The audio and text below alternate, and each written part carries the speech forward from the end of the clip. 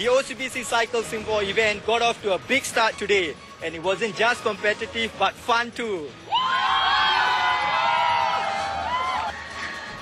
The inaugural OCBC Cycle Singapore event got off to a great start early on Sunday morning, and it was a day-long event where the pros mixed with the amateurs for a great spin.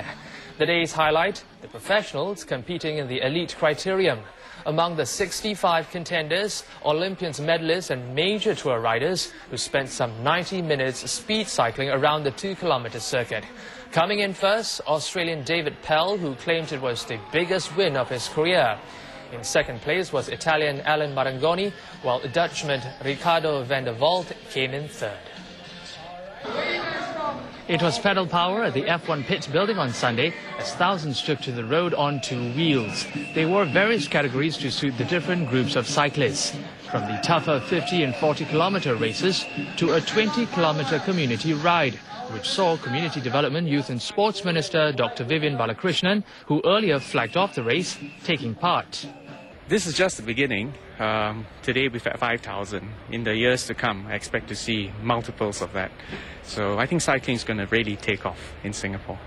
According to the Singapore Amateur Cycling Association, it's been a decade since the country last hosted a cycling event of this nature.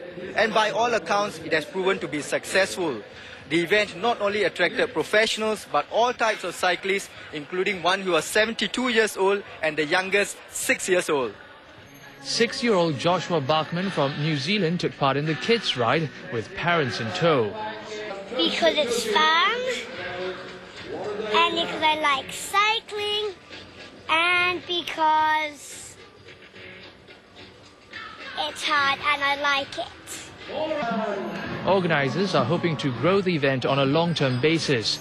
That, however, would depend on the current sponsor OCBC continuing their one-year deal.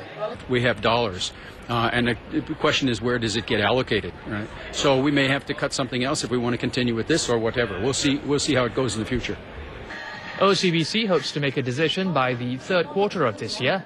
Should the bank not continue, organisers would be forced to look for alternative sponsors.